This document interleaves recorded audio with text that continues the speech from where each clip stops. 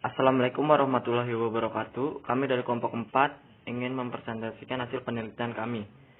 Kami berkelompokkan Arta Prima 2 Muhammad Iksan Budiman, 3 Muhammad Yudi Syarif, 4 Muhammad Nabil Maulana Alif, 5 Zakia Sudriani. Kami meneliti tentang PT Wika, yaitu PT Wijaya Karya Persero Tbk.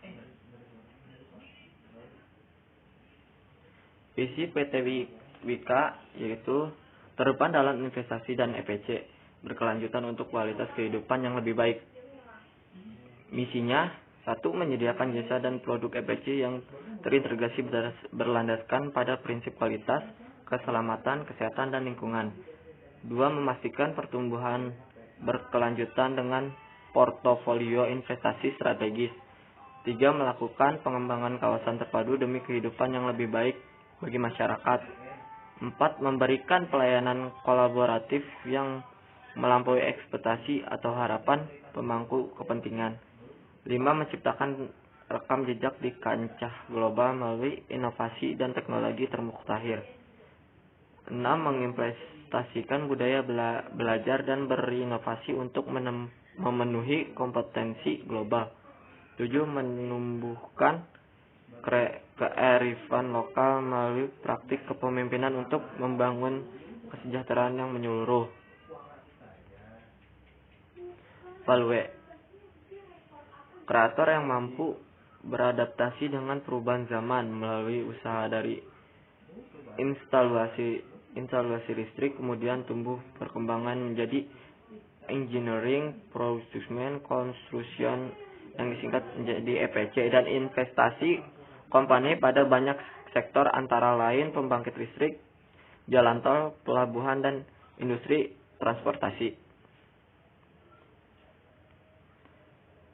Sebagai badan usaha milik negara, tata nilai budaya perusahaan Wika mengacu kepada Surat Edaran Menteri Badan Usaha Milik Negara Republik Indonesia Nomor SE7 MBU 07 tahun 2020 tanggal 1 Juli tahun 2020 tentang nilai-nilai utama sumber daya manusia Badan Usaha Milik Negara.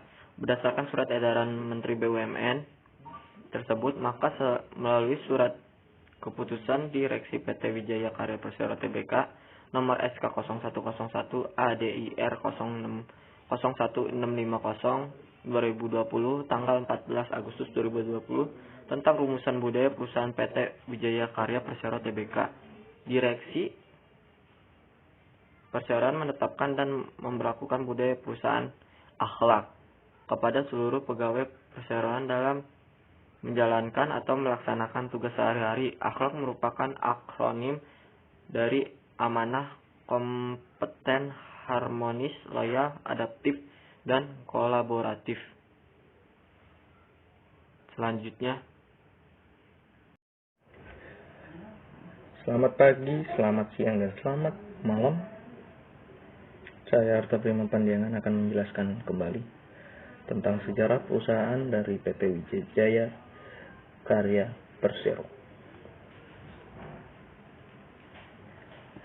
Pada awal pendiriannya, kegiatan usaha yang dijalankan Wika adalah pekerjaan instalasi listrik dan pipa air sebelum menjadi perusahaan kontraktor sipil dan bangunan di tahun 70-an.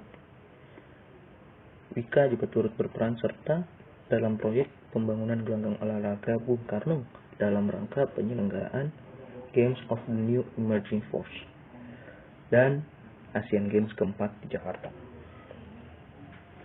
Pada tahun 1982, Wika mendiversikan usahanya secara pembentukan beberapa divisi baru, yakni divisi sipil umum, divisi bangunan gedung, sarana papan, produk beton, dan divisi konstruksi industri. Sejak 1997, Wika mulai mengembangkan diri dengan mendirikan beberapa anak perusahaan mandiri yang mengkhususkan dalam menciptakan produknya masing-masing, yakni Wika Beton, Wika Intrade, dan Wika Realty.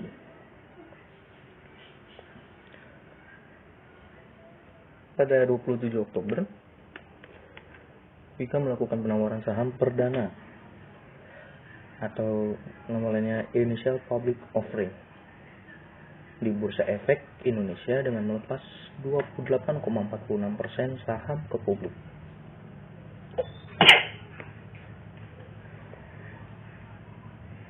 Sementara sisanya masih dipegang pemerintah Republik Indonesia. Wika terus mengembangkan kemampuan engineering, procurement and construction atau EPC. Pasarnya diperluas hingga ke mancanegara. Wika tak pernah melewatkan kesempatan menggarap proyek-proyek menantang, baik dari swasta maupun proyek pemerintah yang pendanaannya berasal dari anggaran pendapatan dan belanja negara maupun anggaran pendapatan dan belanja daerah.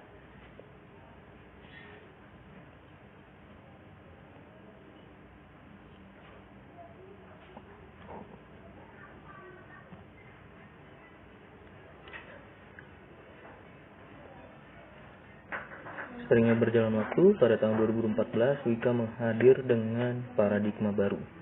Wika berharap melalui segmentasi, demikian kinerja Wika lebih solid dalam mewujudkan operational excellence for best result.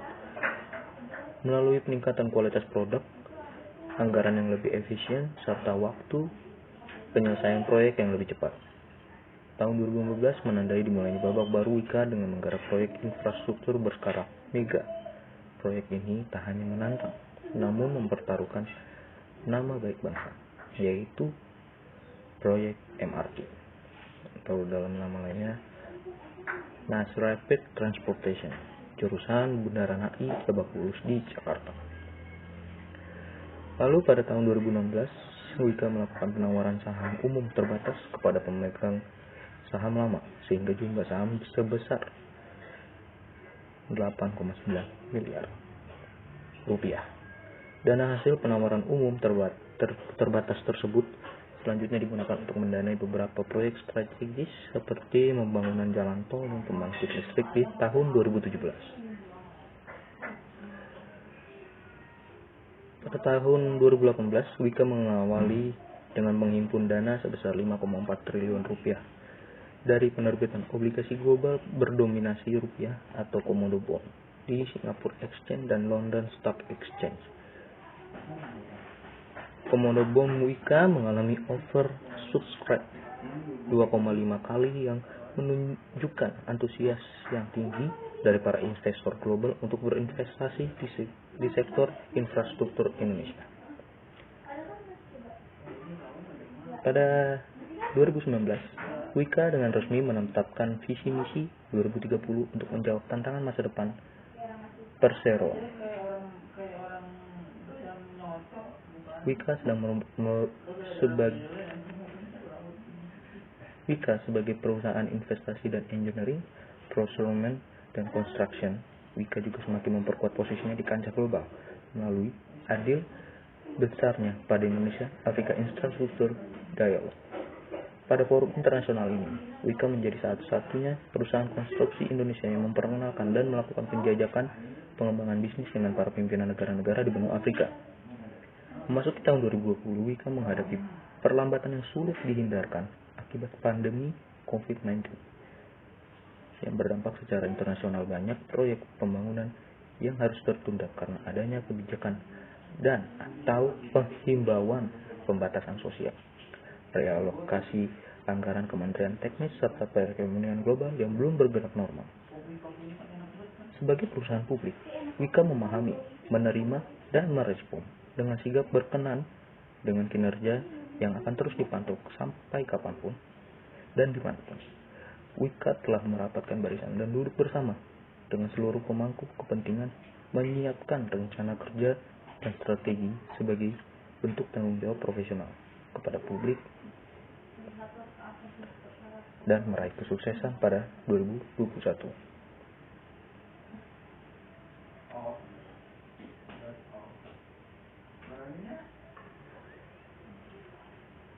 Berikut adalah logo-logo perubahan dari PT Wika tersebut. Sebagaimana yang seperti bisa kita lihat,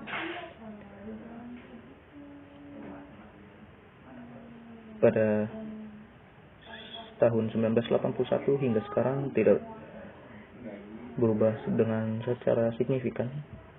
hanya menambah nama dari PT Wika Karya Wijaya Karya tersebut.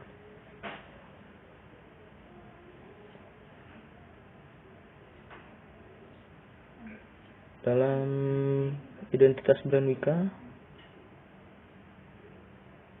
mempunyai sebuah arti yang dimana bentuk frame melebar elips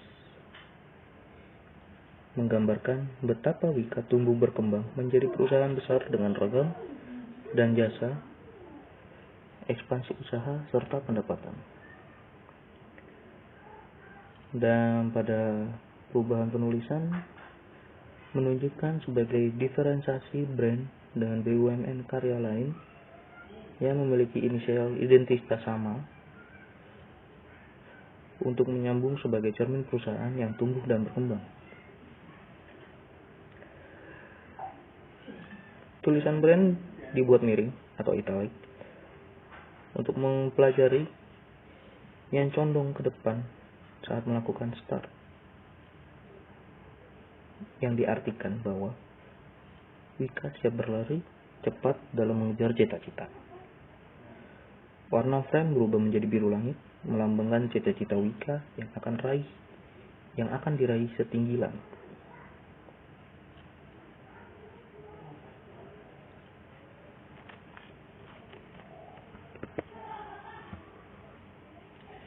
Berikut adalah struktur organisasi dari pendiri Wika tersebut.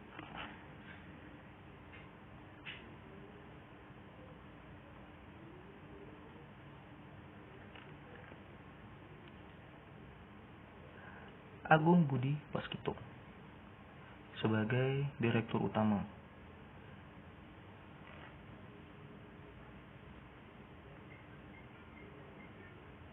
Yang dapat menyusun dengan implementasi dan mengorganisir visi dan misi perusahaan, menyusun strategis bisnis untuk perusahaan, melakukan evaluasi perusahaan, menunjuk orang yang mampu memimpin,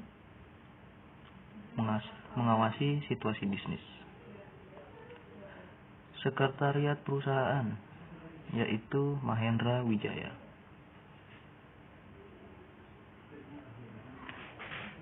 Yang bertanggung jawab untuk memantau kepatuhan perseroan terhadap peraturan dan regulasi, memastikan bahwa para pemegang saham, otoritas pasar modal, analisis dan publik memperoleh seluruh informasi penting yang terkait dengan perseroan secara tepat waktu, lengkap dan akurat, serta memastikan bahwa pengungkapan informasi serta komunikasi internal dan eksternal perseroan dilakukan secara transparan. Sigit Budi Santoso menjadi kepala dari Kesatuan Pengawas Intern atau Satuan Pengawas Internal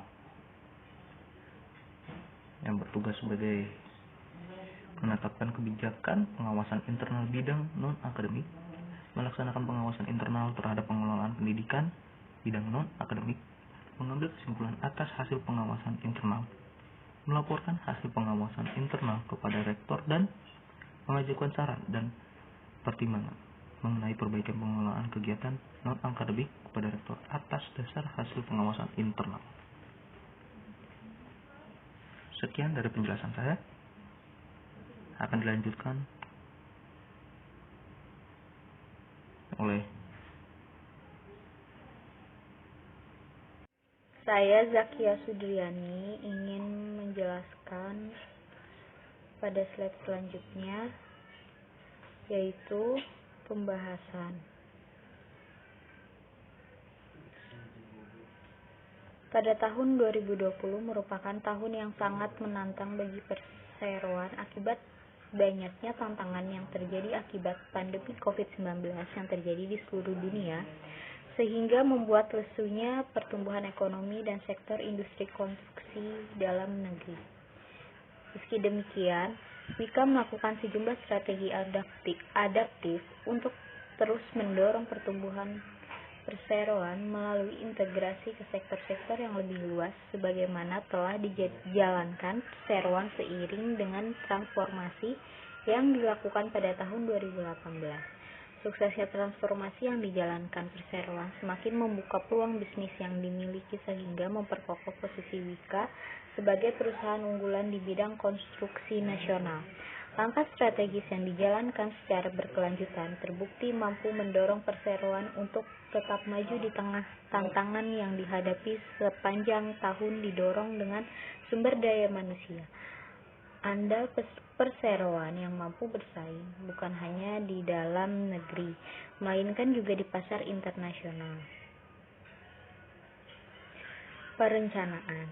Wika telah memprediksi akan adanya penurunan kegiatan sektor industri konstruksi di tahun 2020, yang merupakan dampak dari merebaknya pandemi COVID-19. Berbekal pengalaman panjang dan kapasitas yang dimiliki perseroan, Wika tetap optimis mampu memperkuat eksistensinya sebagai salah satu perusahaan konstruksi terbesar di Indonesia.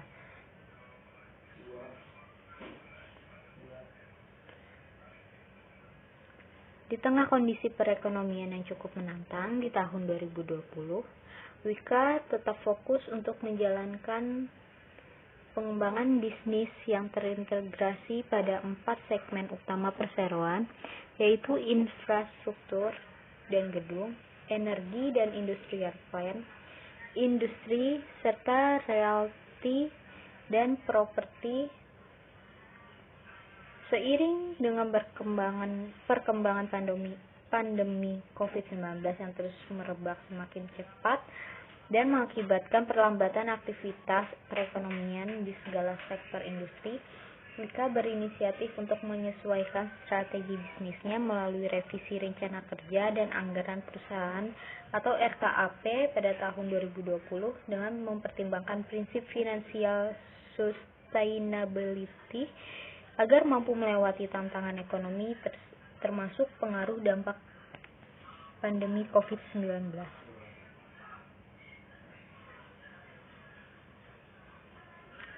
Perencanaan. Secara umum, strategi yang dijalankan Wika di tahun 2020 dapat dijelaskan sebagai berikut. Pertama, peningkatan competitiveness melalui perbaikan harga pokok penjualan atau HPP. Yang kedua, pengembangan pasar baru melalui pola investasi maupun pola kerjasama dengan beberapa perusahaan yang mempunyai kompetensi dan kapabilitas. Ketiga, proses bisnis yang dijalankan sudah menggunakan sistem memadai dan update dengan perkembangan bisnisnya. Yang keempat, kegiatan perencanaan yang dilakukan perseroan terukur, dimonitoring dan dikendalikan secara berkelanjutan. Yang kelima, pengelolaan manajemen cash flow lebih ditingkatkan dengan memperhatikan kondisi lingkungan usaha. Yang keenam, pemenuhan pendanaan untuk kegiatan produksi maupun investasi harus memperhatikan kehati-hatian dan kredibilitas perseroan. Yang ketujuh, manajemen risiko sudah menjadi tools untuk pengelolaan bisnis perseroan. Dan yang kedelapan, peningkatan aspek engagement pegawai.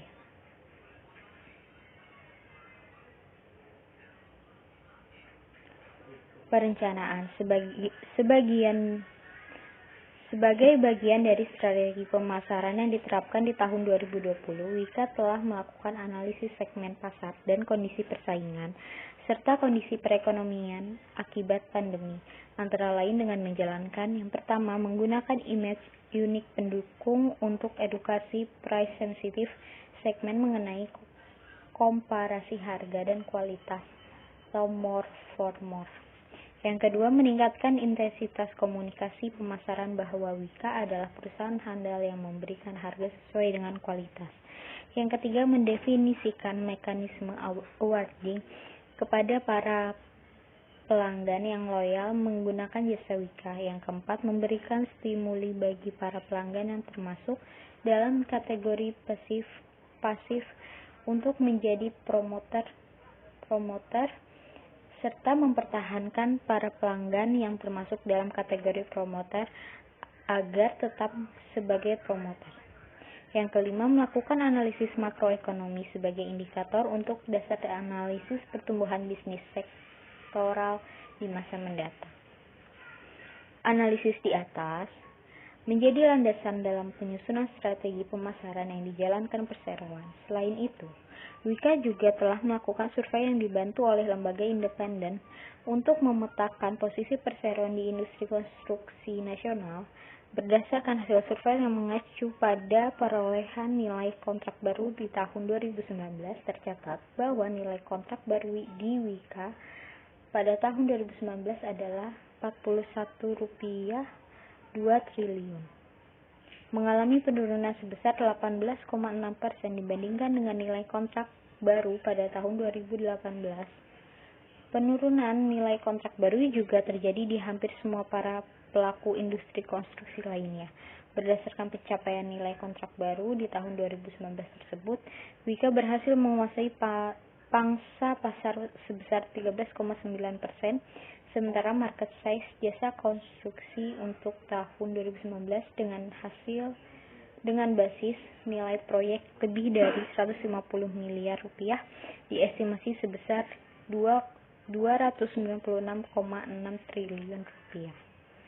Selanjutnya akan dijelaskan oleh rekan saya.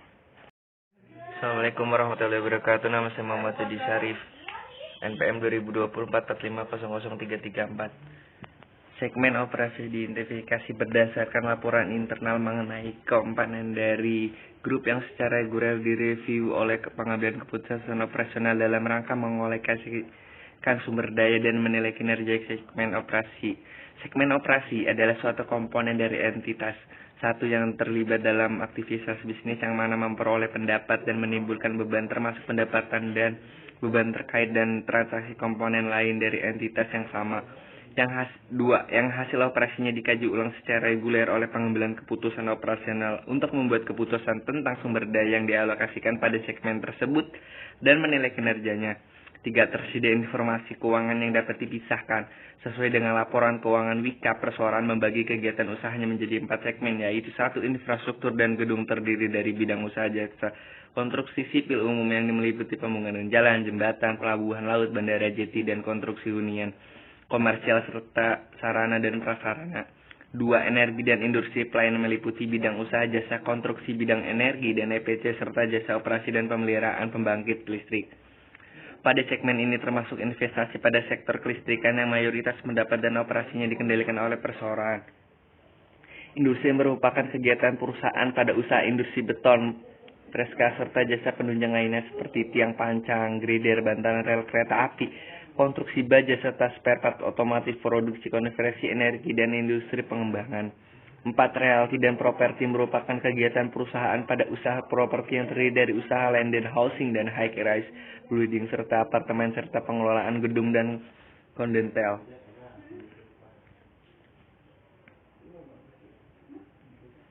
Selain itu, fungsi utama divisi human capital adalah berperan sebagai strategis business partner di perseroan yang dapat membantu dan mengidentifikasi dan memenuhi kebutuhan organisasi dalam mengembangkan bisnis. Departemen Human Capital Wika terdiri atas 4 Departemen Human Capital Koperasi, Departemen Pengembangan Organisasi, Departemen Manajemen Talenta, Departemen Pusat Keunggulan Wika, dan Departemen Rekrutmen dan Penghargaan. Dan subdivisi Human Capital Desa yang bertanggung jawab dalam pengelolaan dan Human Capital Direktorat yang menjadi tanggung jawab dalam menjalankan proses bisnisnya.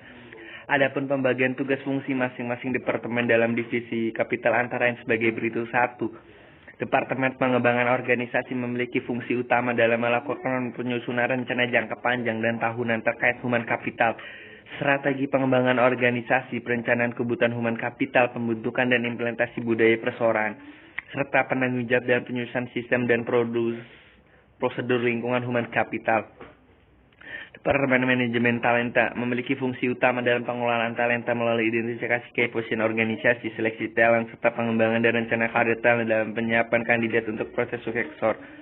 Termasuk juga pengelolaan manajemen karir, program pendidikan lanjut, serta perencanaan dan pembinaan kompetensi human capital dalam rangka menunjang optimalisasi proses kaderisasi human kapital guna menjaga keberlangsungan perseroan. 3. Departemen Pusat Keunggulan Wika atau PUKA memiliki fungsi utama dan mengembangkan kompetensi baik soft kompetensi maupun hard kompetensi human capital Wika melalui penyelenggaraan program pengembangan yang sistematis dan integrasi. 4. Departemen Rekrutmen dan Penghargaan Human Capital memiliki fungsi utama dalam memenuhi kebutuhan human capital. Implementasi manajemen kinerja, pemeliharaan sistem informasi human capital, dan pembinaan pencapaian sasaran karya. Penyelenggara administrasi dan penggajian, hubungan dengan dana pensiun, dan hubungan dengan purna bakti lingkungan human capital. Hubungan industri yang harmonis, peningkatan manajemen human capital and employees value proposition. Penghargaan human capital untuk menilai produktivitas human capital tingkat perusahaan. 5. Departemen Human Capitalis merupakan kepanjangan dari tangan divisi human capital yang bertanggung jawab di dalam masing-masing direktorat PT Wijaya Karya Perseroan Tbk dan memiliki fungsi utama pengembangan organisasi, tingkat divisi dan proyek yang menjadi tanggung jawabnya. Penyusunan rencana kebutuhan sumber daya manusia, melaksanakan proses rekrut dan seleksi, outsourcing dan tenaga kontrak divisi ataupun proyek, mengelola dari mengoptimalkan penempatan pegawai, pengembangan dan pembinaan pegawai, evaluasi pegawai atau performa kinerja dan kompetensi, penghargaan pegawai, hukuman industrial, menyiapkan kaderisasi guna menunjang usaha di masing-masing unit kerja yang menjadi tanggung jawabnya.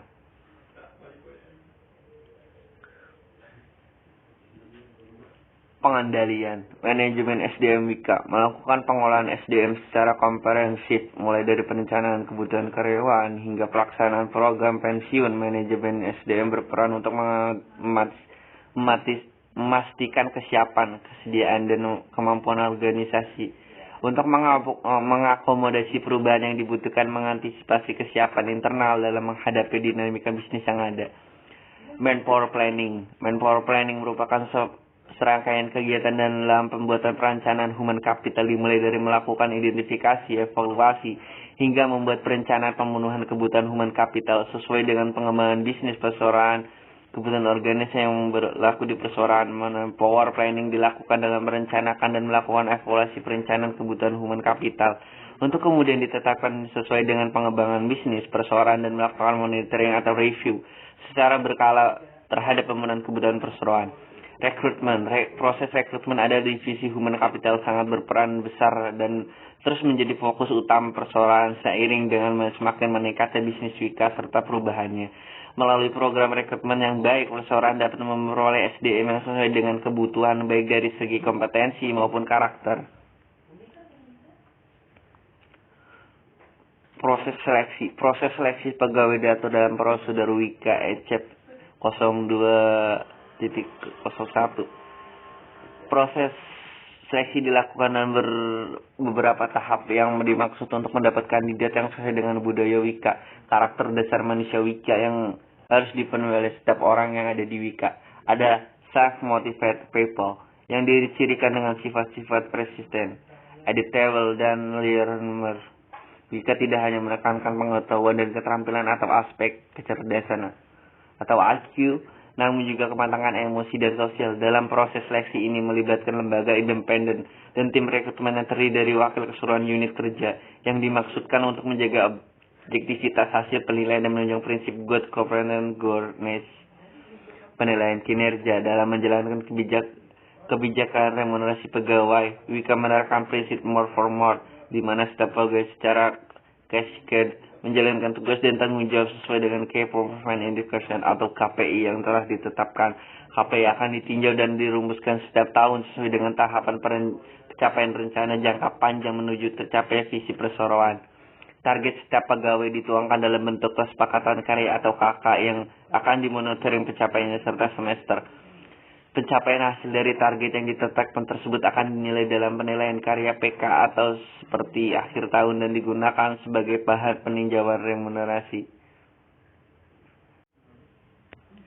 Assalamualaikum warahmatullahi wabarakatuh. Saya Muhammad Ihsan Budiman ingin melanjutkan presentasi yang berikutnya, kepemimpinan. Wika bertekad untuk merealisasikan program CSR secara terpadu guna mencapai tujuan pembangunan berkelanjutan sesuai dengan aturan yang berlaku serta menjunjung tinggi prinsip-prinsip praktik usaha yang baik, keadilan sosial, dan keadilan lingkungan. Selain itu, Wika juga memiliki komitmen untuk melaksanakan bisnis dan kegiatan operasional dengan memperhatikan quality, tanggung jawab, responsibility, dan keberlanjutan, sustainability. Dalam tata kelola keberlanjutan, Wika juga telah menerapkan tanggung jawab sosial perusahaan basis ISO 26000. Core Subject ISO 26000 terdiri atas tata kelola, praktik ketenaga kerjaan, hak asasi manusia atau HAM, lingkungan, prosedur operasi yang wajar, isu konsumen, serta pelibatan dan pengembangan masyarakat. Metode dan lingkup due diligence terhadap dampak sosial, ekonomi, dan lingkungan dari aktivitas perusahaan.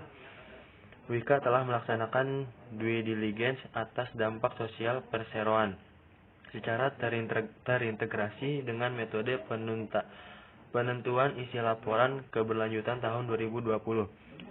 Metode due diligence yang dilakukan Wika adalah untuk mengidentifikasi dampak positif dan negatif agar perseroan dapat mengetahui dampak positif apa yang perlu ditingkatkan dan dampak negatif apa yang harus dikurangi atau dihilangkan melalui kegiatan CSR. Dampak tersebut dapat diidentifikasikan pada seluruh aspek rantai nilai yang mencakup pemasok, input atau bahan baku, tenaga kerja, uang, waktu, pengetahuan, dan kompetensi. Proses, fungsi manajemen termasuk kondisi fisik pabrik maupun kantor, produk, barang dan jasa, dan konsumen. Metode due diligence yang dilakukan perseroan diawali dengan kegiatan diskusi antara pihak internal diwakili oleh tim corporate relations sekretariat perusahaan dan pihak eksternal diwakili oleh akademisi dan pengamat laporan keberlanjutan untuk mengidentifikasi topik material. Secara lebih spesifik, langkah-langkah yang dilakukan dalam due diligence adalah sebagai berikut. 1. Melakukan identifikasi terhadap isu-isu berkelanjutan dan topik penting yang relevan dengan karakteristik bisnis konstruksi berdasarkan prinsip stakeholders inclusiveness. Kemudian menentukan dampak dari setiap topik material. 2. Membuat prioritas atas topik material yang akan dilaporkan. Prioritas ditentukan dengan pengumpulan pendapat pada saat diskusi internal. 3. Melakukan validasi dan persetujuan pengungkapan informasi yang disajikan sesuai dengan topik material yang telah ditentukan. Proses ini melibatkan persetujuan dari top manajemen. Melakukan kajian sustainability, konteks, dan stakeholder engagement, serta memeriksa kembali topik material tahun sebelumnya dengan memperhatikan saran dan pemangku kepentingan, baik internal maupun eksternal. Beberapa saran perbaikan diterima dari keikutsertaan ajang apresiasi laporan keberlanjutan, baik di tingkat nasional maupun internasional. Sekian dari kelompok kami, mohon maaf bila ada salah-salah kata. Wabillahi taufiq wal hidayah. Wassalamualaikum warahmatullahi wabarakatuh.